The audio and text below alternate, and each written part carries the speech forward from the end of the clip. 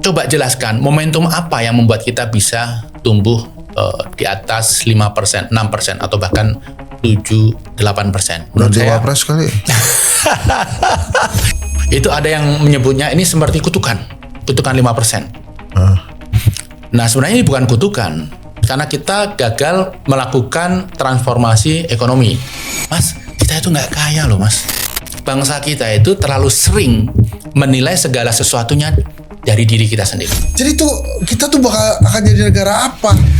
Ijazah penting nggak ijazah? Beda edukasi dengan ijazah. Ini maunya bawa ke situ aja nih. Jadi begini, Pak Prabowo memang mewarisi Indonesia yang tidak baik-baik saja. Tetapi ini bukan alasan bagi Pak Prabowo untuk tidak melakukan perbaikan.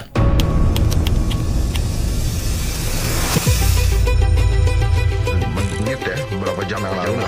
Angka itu lahir dari ada seorang mirip. Saya nggak usah sebutkan namanya itu. Soekarno itu dia PMI kan. Misalnya kalau kita mau pindah ke taman ya cuma dapat 30. Kalau sekarang kayak kalau ke Jogja. Jadi tinggal pilih. Makin tertutup, makin mudah mas. Ya, bersujudlah di kaki ibumu. Kadang-kadang berlebih sehingga pasar itu melihat, oh ini kok state-led ekonomi, koperasi. Kementerian yang ada namanya koperasi tidak punya kuasa, Menkop. Sangat berisiko ketika ditugaskan satu institusi dan dia tidak mendeliver dengan baik. Dampaknya apa, Mas? Rupiah jatuh. Mungkin nggak Indonesia bangkrut?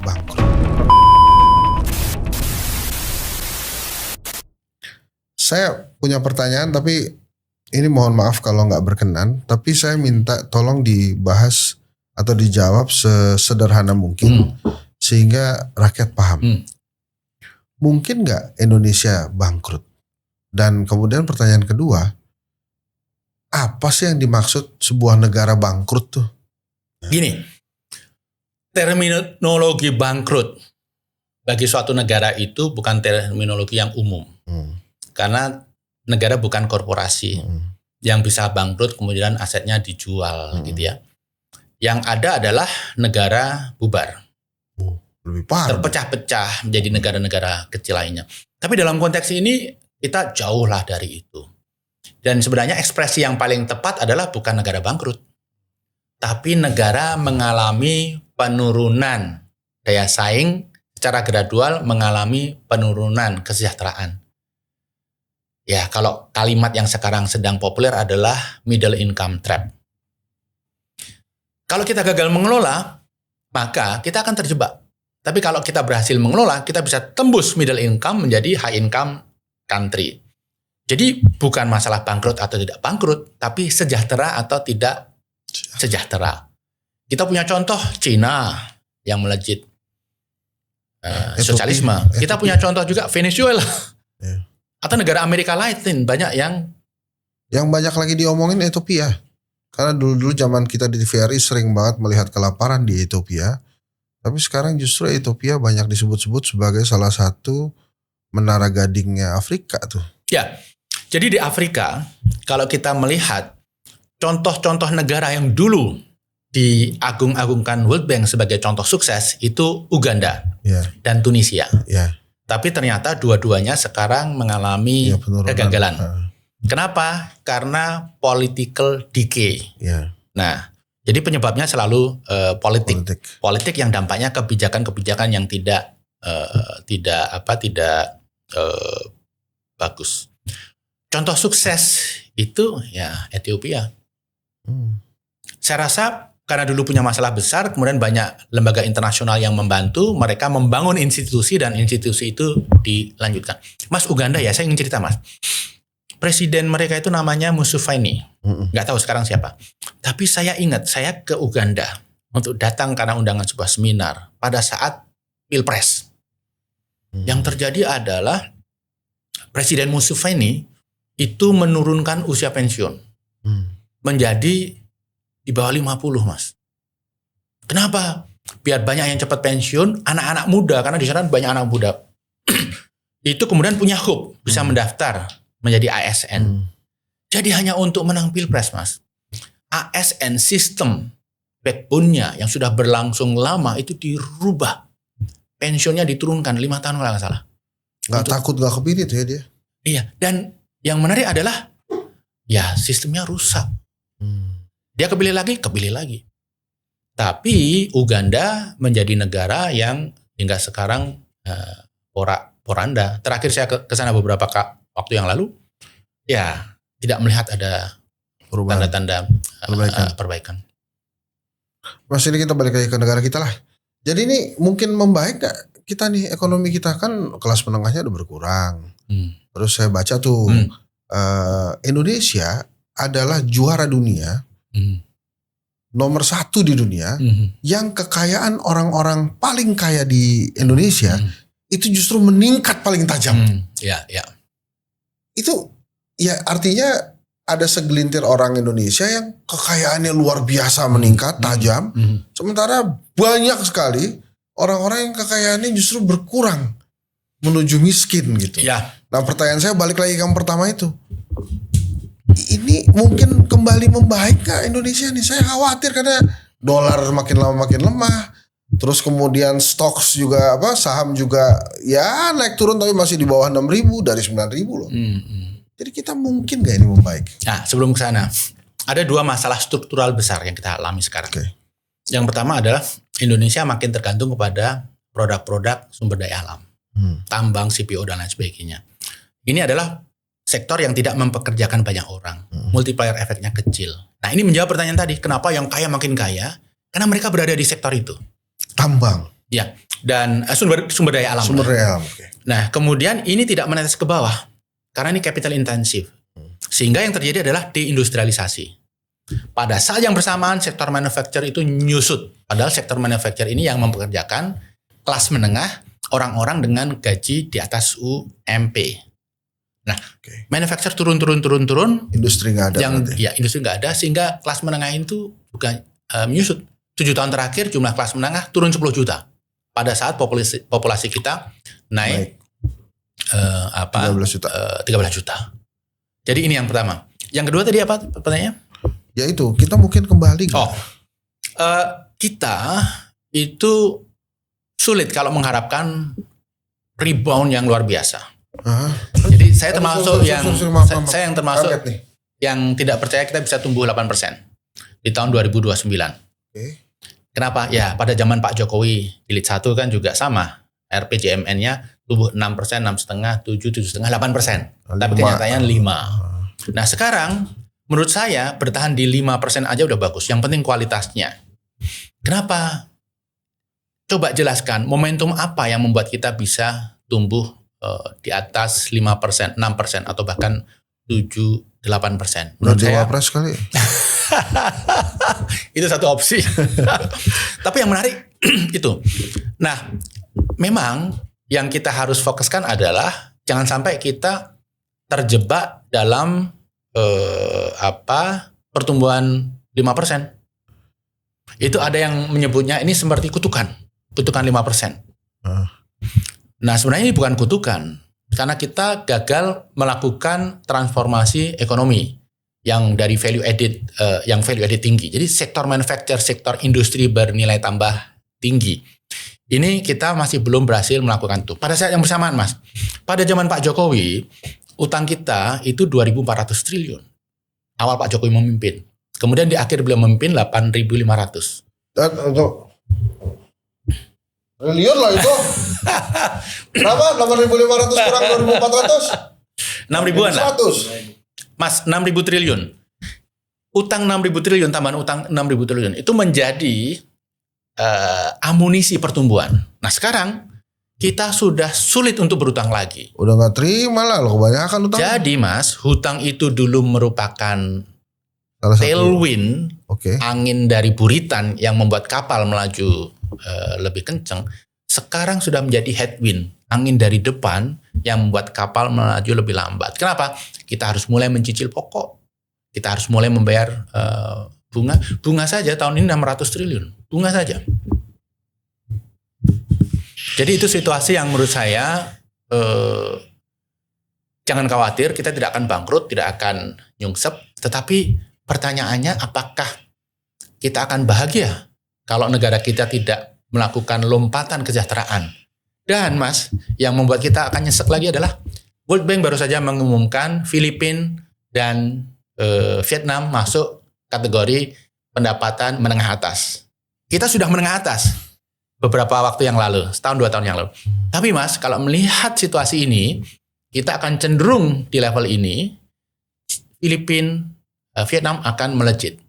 Nah, kalau saya boleh membagi klaster negara-negara di ASEAN, yang saya khawatirkan adalah nanti ada negara klaster 1, Malaysia, Singapura.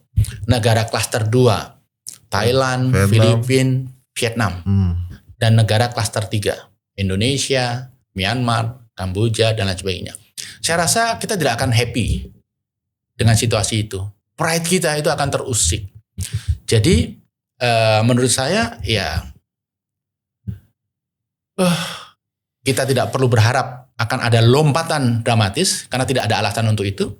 Yang perlu kita lakukan ya kita manage pertumbuhan 5%, 5,1% oke, tapi kualitasnya, basisnya harus industri manufacture yang memberikan nilai tambah, mempekerjakan orang, bukan sumber daya alam. Mas, saya ingin kasih contoh. Kenapa kalau mengandalkan sumber daya alam kita tidak akan makmur? Kenapa? Mas tahu Korea Selatan? Ya. Ada perusahaan namanya Samsung. Yes, cable. Salesnya itu 250 miliar US dollar per tahun. 250 miliar US dollar per tahun. Ini perusahaan teknologi sehingga ya hanya membutuhkan lahan kecil saja. Mas tahu kalau Samsung itu perusahaan CPO. Oh ya? Pertanyaan. Oh, pertanyaan. Kalau Samsung ini perusahaan CPO, kelapa sawit, Butuh lahan besar. untuk mendapatkan revenue yang sama 250 miliar US dollar itu butuh lahan berapa? Oh, besar sekali. 5 kali luas Korea Selatan. Oke. Ini satu perusahaannya. Artinya apa? Sepanjang Indonesia yang populasinya 280 juta mengandalkan sumber daya alam, sudah deh forget it untuk makmur. Kita harus melihat inspirasi Korea Selatan, Samsung sebagai contoh. Tapi kan itu katanya blessingnya kita sebagai negara. Kekayaan alam kita melimpah. Mas, saya sudah menghitung. Oke. Tapi sudah agak lama, 5 tahun yang lalu. Nanti kalau sudah saya perbaiki hitung-hitungannya, saya store ke Mas angkanya. Saya menghitung 5 sumber daya alam terpenting di Indonesia. Oke. Oil, gas, nikel, kemudian batu bara, kemudian tembaga. Oke. Saya hitung proven reserve-nya yang masih di dalam tanah itu. Sisa berapa tahun? Itu berapa nilainya? Kemudian dibagi dengan jumlah penduduk, berapa nilai per kapita. Saya bandingkan dengan seluruh negara di dunia. Kita itu, kalau dari sisi nominal amount, kita kira-kira ranking belasan, mendekati 20. Kalau dibagi dengan populasi, kita tuh ranking 30-an. Mas, kita itu nggak kaya loh Mas. Jadi, dalam hitungan saya harus cek lagi angkanya, kira-kira total proven reserve 5 sumber daya alam itu, dibagi jumlah penduduk, kira-kira nilainya 150 juta. Mas, setiap penduduk punya 150 juta di dalam tanah. Ini mau kita pakai untuk apa? Harus dipikirkan. Pendidikan, peningkatan kesejahteraan, training, skill, dan lain sebagainya. Cuman segitu Mas. Kalau sumber daya alam kita andalkan, kita nggak akan kemana-mana. Nggak, jadi ini ntar kita mau jadi negara kayak apa sih? Maksudnya ini pertanyaan gampang ya kan, ini kita susah nih. Terus perbaikan susah. Terus terjadi kayak apa? Gini, kita mengharap pemerintah itu melakukan transformasi, mendengar kritik-kritik seperti obrolan kita kan, seperti ini, kemudian melakukan perbaikan. Kalau itu dilakukan, kita belum terlambat. Tapi kalau itu tidak dilakukan, dijamin Mas. Kalau kayak gini aja, dijamin Indonesia itu terjebak dalam pendapatan kelas menengah. Terus apa yang terjadi kalau? Ya kita gini-gini aja, kita menjadi tidak makin makmur, sementara negara-negara tetangga kita makin makmur. Ibarat rumah lah Mas. Rumah kita, di keluarga kita makannya itu-itu saja. Sekolahnya juga gitu. Pariwisatanya hanya ke Taman Tebet ini atau ke Monas gitu. Tetangga kita ke Bali, ke Singapura, ke ini, sekolah anaknya ke luar negeri, makanannya bergizi. Tapi kita negara yang paling bahagia loh, rakyatnya. Mas, itu justru berat. Oh gitu. Situasi terberat itu ketika seseorang miskin tetapi bahagia.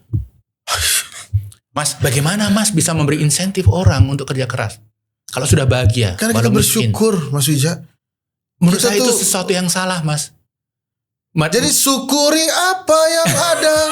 Hidup adalah anugerah. Mas, itu kalau untuk kasus Mas Hensat patah hati, betul. Syukuri apa ya? Tapi untuk kasus negara, nggak boleh dong kita mengedepankan happiness. Oh, kita bahagia kok. Padahal sementara realita di lapangan itu kita tidak mengalami kemajuan. Happiness itu juga ukurannya harus benar, Mas. Ada happiness yang subjective index, ada yang objective index. Objektif itu parameter-parameter usia harapan hidup, kemudian sakit, sekolah, ini makanan, kualitas gizi, fasilitas rumah sakit, transportasi, stres segala macam diukur. Itu yang juara adalah negara-negara Eropa, Skandinavia. Tetapi kalau yang subjektif index bentuknya survei, Mas. Mas Hensa bahagia? Bahagia. Itu kan. Jadi kita menilai diri kita sendiri.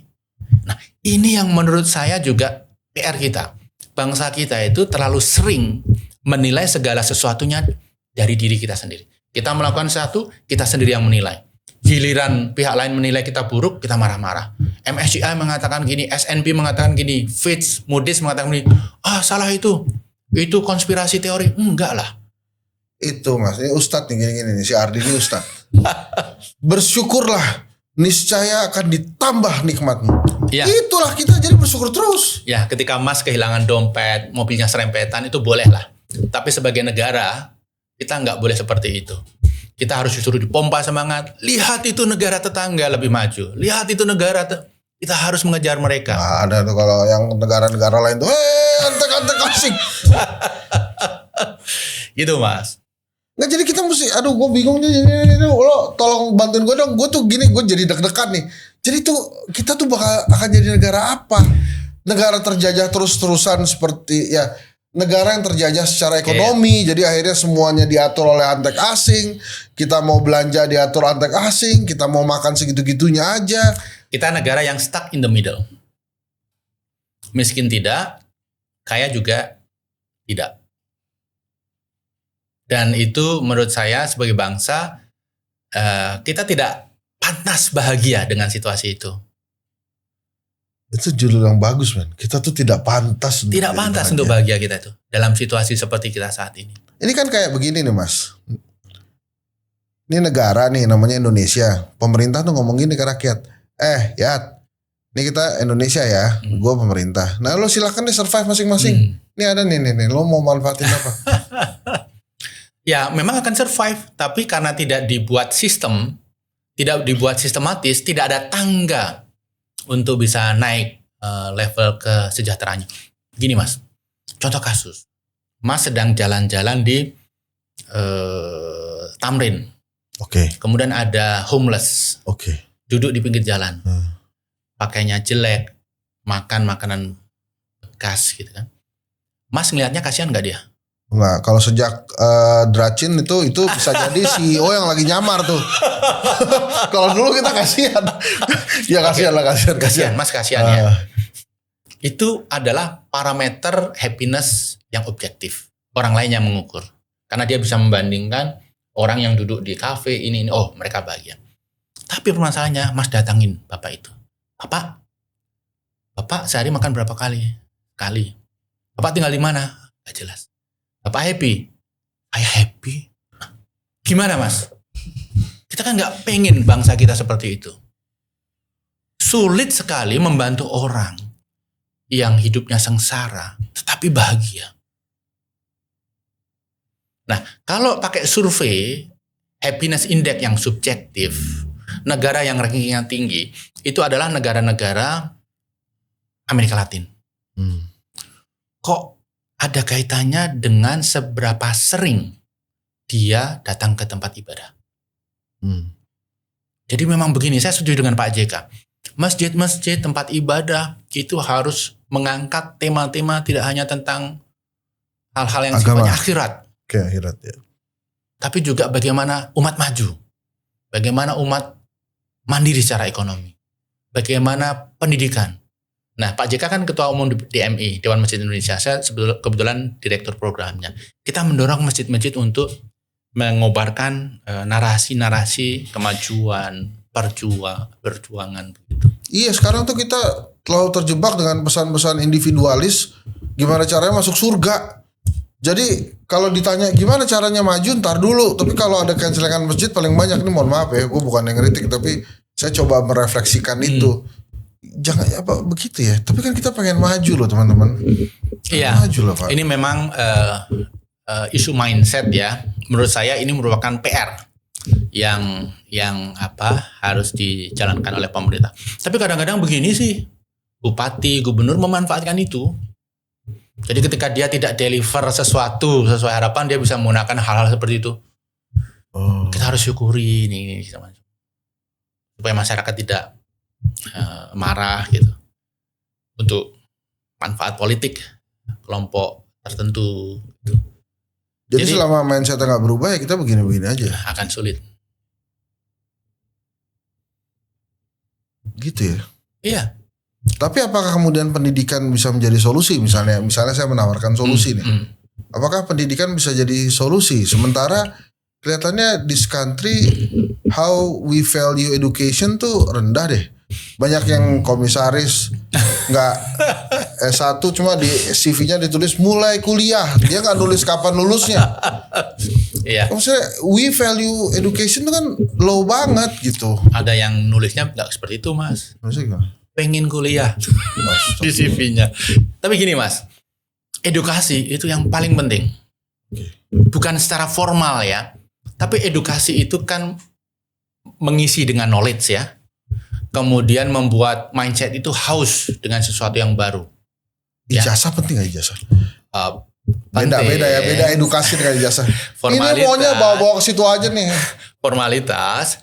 Tapi menurut saya yang lebih penting adalah mindset change. Dan kalau kita lihat pendidikan kita ya memang banyak sekali yang sudah sekolah, tapi kalau kita pakai PISA score saja kan masih rendah. Kita lihat berapa banyak universitas kita yang ada dalam dataran 100 besar dunia. Itu kan belum ada. 400 sudah ada, 500 baru 1 atau 2. Artinya memang dari sisi kualitas itu perlu diperhatikan. Dan perubahan mindset itu begini. Pendidikan itu jangan dianggap mengisi otak yang kosong. Pendidikan itu justru membuka otak yang tertutup. Bukan, bagus sih. Jadi kalau mengisi otak yang kosong dijejali dengan hafalan-hafalan. Membuka otak supaya orang curious, selalu mencari. Sehingga pendidikan itu tidak hanya ketika di sekolah, tapi pendidikan itu adalah proses umur hidup. Kita ngomong apa-apa ya sampai Jangan nanti ditutup dengan ngomongin agama. Kita saya memulai jadi ustadz nanti. Korea Selatan dan Indonesia. Korea Selatan memulai dengan kebol-kebolnya, Indonesia memulai dengan konglomerasi, ada Salim, kemudian ya itulah ada Sinarmas dan lain-lain. Sementara Korea Selatan juga memulai dengan Hyundai, Samsung dan lain-lain. Nyatanya Korea Selatan jauh meninggalkan kita. We stay on the ground. Gitu ya. Saya coba memperlunak pertanyaan ini. Mungkinkah kita setara lagi dengan Vietnam? Vietnam tadi di bawah kita kan, terus dia nyusul kita. Nah sekarang yang rendah aja lah. Mungkin nggak kita setara lagi dengan Vietnam? Kalau kita bisa menjalankan apa yang Vietnam jalankan, kita mungkin bisa menyusul. Apa itu? Bukan berarti satu partai kan? Bukan. Apa itu? Kepastian hukum, iklim investasi. Udah. Kalau kita bisa menjalankan itu, kita ada potensi menyusul. Tapi begini, Vietnam itu bukan contoh yang sempurna. Oke. Jadi investasi memang banyak masuk, tetapi pelibatan UMKM dan bisnis lokal itu minim. Sehingga di sana itu juga ada tensi. Karena bisnis lokal tidak terlibat. Kemudian kalau dari sisi GDP ekspor ya gede, tapi itu semua dilakukan oleh asing.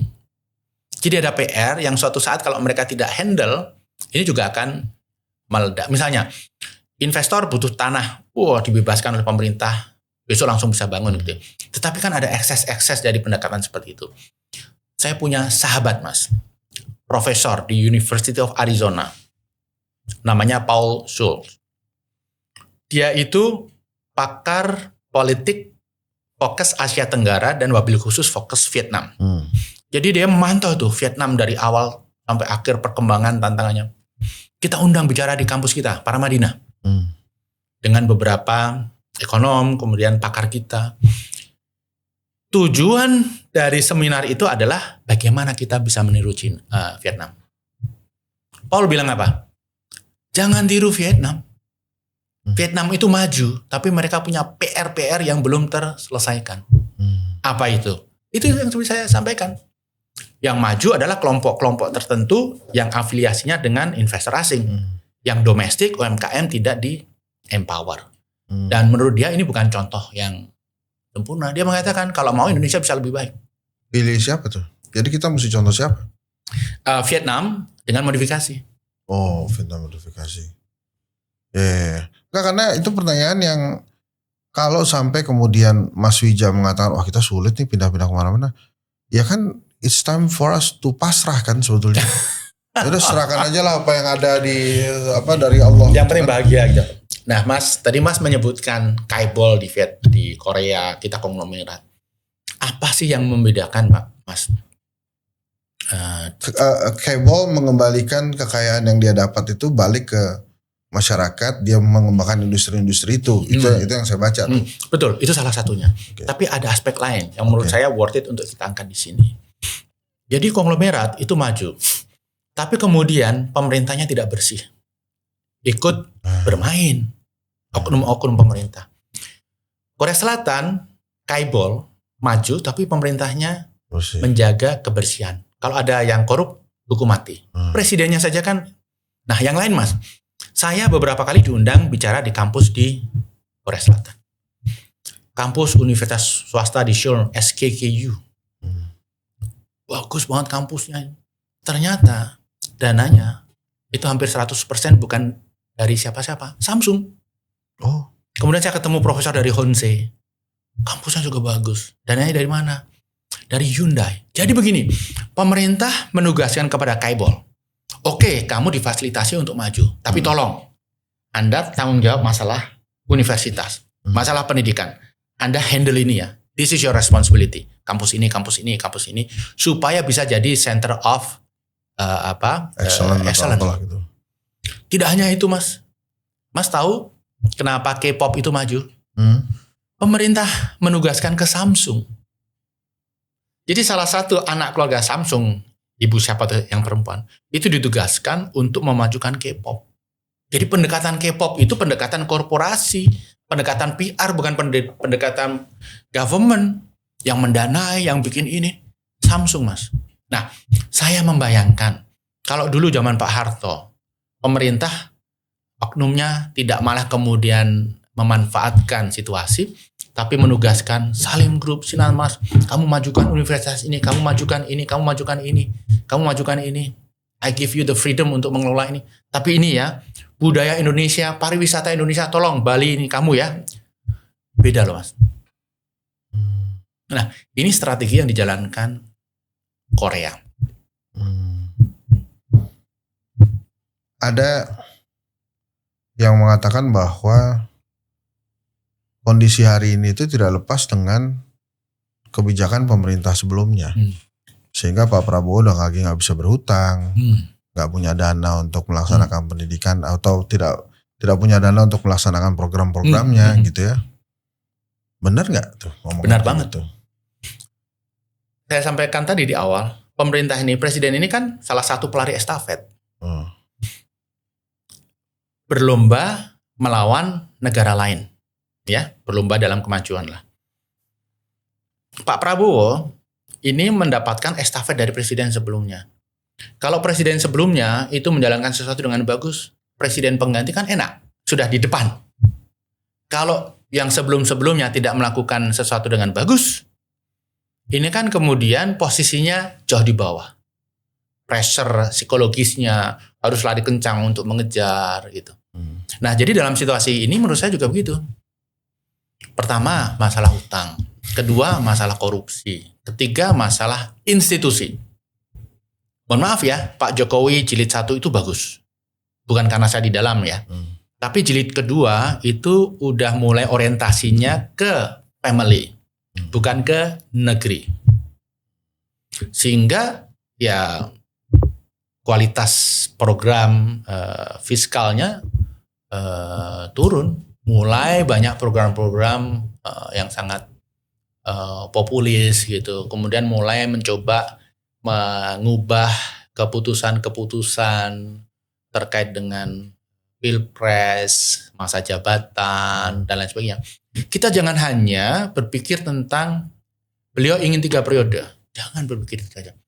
Tetapi bahwa beliau sudah memikirkan 3 periode, itu kan menggambarkan itu interest utama beliau. Artinya yang lain-lain itu bukan prioritas. Kita harus melihatnya seperti itu. Nah, ini sangat disayangkan. Jadi begini, Pak Prabowo memang mewarisi Indonesia yang tidak baik-baik saja. Tetapi ini bukan alasan bagi Pak Prabowo untuk tidak melakukan perbaikan. Karena beliau mempunyai all the authority, all the power untuk melakukan perbaikan. Dan menurut saya tidak harus kemudian menyulap yang abu menjadi putih kinclong gitu ya. Tapi minimal ada sesuatu konkret yang lebih bagus. Kemudian nanti estafet berikutnya, ya mungkin beliau 2 periode atau siapapun yang menggantikan beliau, itu sesuatunya menjadi lebih bagus dan lebih mudah bagi bangsa kita. Pada saat kita bicara rupiah kita terhadap dolar 17.950 sampai 18.050. Ya. Pertanyaan saya, mungkinkah kita kembali dolar rupiah terhadap dolar 14.000 rupiah? Nggak mungkin. Oke. Terus gimana tuh? Ya, memang begini. Tren rupiah terhadap mata uang kuat dunia kan memang melemah. Ya. Kalau kita ingin kemudian menguat, alasannya apa? Pasti ada sesuatu yang sangat struktural. Tiba-tiba Indonesia menemukan cadangan emas luar biasa, menemukan cadangan minyak luar biasa, atau tiba-tiba menemukan teknologi luar biasa, AI. Tiba-tiba kita bisa merubah Indonesia jadi yang banyak korupsi menjadi sangat bersih. Kan tidak terjadi itu. Jadi nilai tukar itu menggambarkan daya saing suatu bangsa, lebih tepatnya produktivitas. Dan untuk mengubah produktivitas itu kan tidak setahun 2 tahun ya, perlu waktu lama. Tapi yang kita harapkan beginilah, rupiah stabil, melemah tapi predictable. Stabil turun itu Mas? Nggak apa-apa, asal tidak volatile dan turunnya itu juga terukur. 2% per tahun masih oke lah, karena selisih inflasi kita dengan Amerika Serikat kan kira-kira dalam kondisi normal sekitar 2%. Melemah terhadap US dollar 2% masih oke. Karena ketika itu predictable, bisnis investor itu bisa memfaktor in itu dalam kalkulasi mereka, dalam visibility mereka, sehingga mereka tidak takut kaget.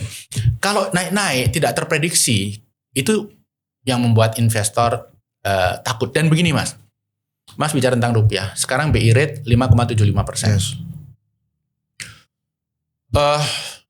Apakah rupiah ini aman di level itu? Gini, sekarang ini BI itu sudah melakukan seluruh daya upaya untuk mempertahankan rupiah. Habis kali devisa kita. BI rate dinaikkan, kemudian BI juga intervensi. Tidak hanya itu Mas, BI rate itu menjual swap facility dengan fee discount. Artinya begini, dia mencoba menyerap falas supaya falas itu ditukarkan ke rupiah untuk membeli SRBI. Tapi asing tidak mau melakukan itu. Sehingga BI mengeluarkan fasilitas swap, di mana Mas sebagai investor asing mau beli SRBI dalam rupiah. Mas US dolarnya tidak ditukar ke rupiah, tapi digadaikan. Karena apa? Setelah SRBI itu mature selama 1 tahun, Mas mendapat kembali US dollar Mas dengan jaminan rate dari BI. Jadi inflow-nya itu inflow yang engineered, bukan natural. Jadi sudah begitu banyak hal dilakukan BI, dan kalau pemerintah terutama fiskal tidak segera diperbaiki, BI akan kehabisan nafas. Devisa kita naik, iya. Kenapa naik?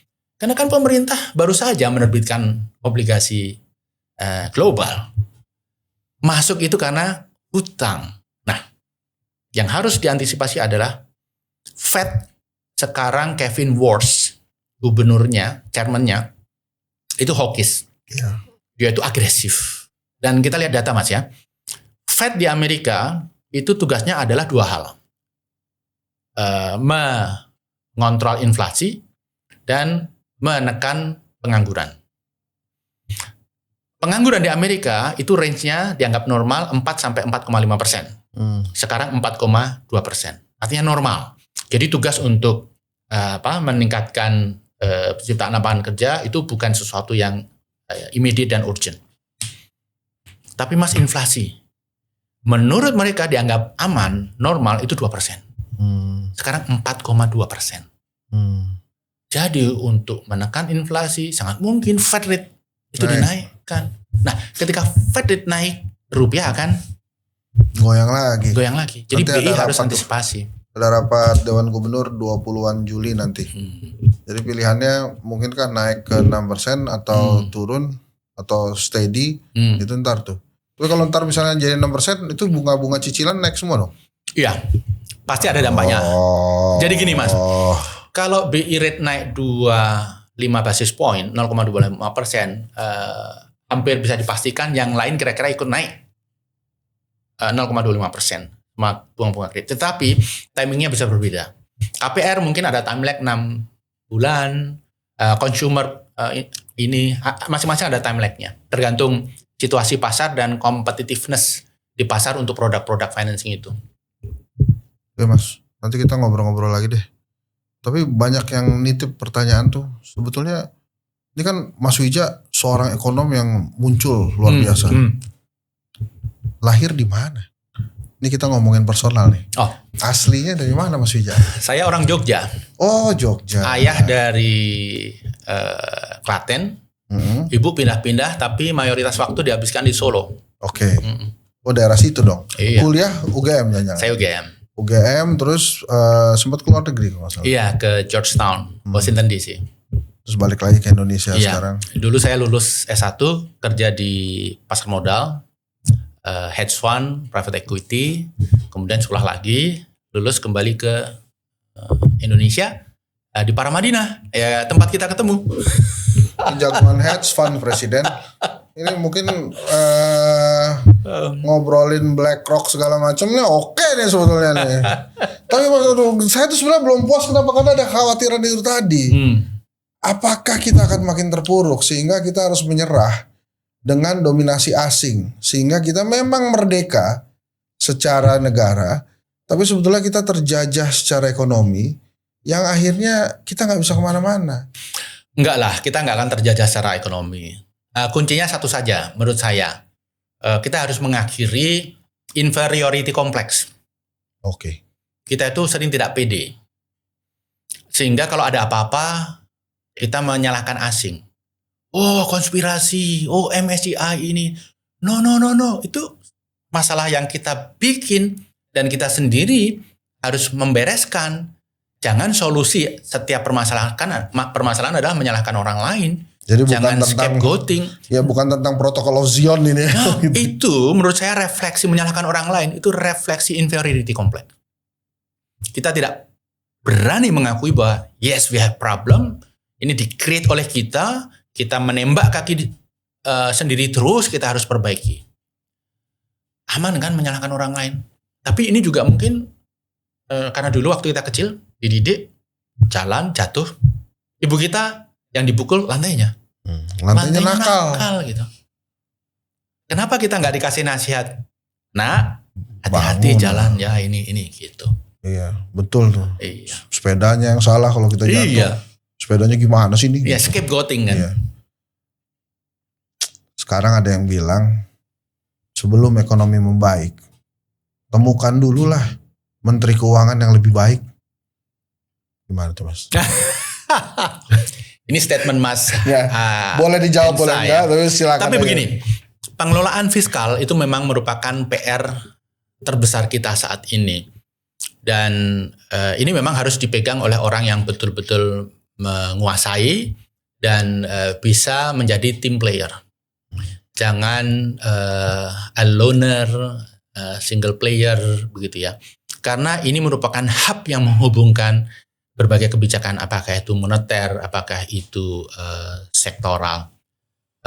Saya tidak berhak menilai nilai Pak Purbaya seperti apa, tetapi saya sih berharap begini ya. Yang paling penting kan bukan ganti menteri, ganti attitude. Oke. Ya, semoga beliau bisa memperbaiki cara pandang, cara berkomunikasi, cara memandang orang lain, cara membaca situasi. Gitu. Tuh Pak Purbaya, jangan-jangan ada juga sebagian masyarakat yang menganggap kalau Pak Purbaya resign atau mengundurkan diri dari jabatan Menteri Keuangan itu berjasa juga buat Indonesia. Terima kasih. Assalamualaikum warahmatullahi wabarakatuh. Pak Purbaya, ini saya tambahin ya notes sedikit ya. Ini kalau nggak puas dengan kata-kata tadi, sinilah klarifikasi.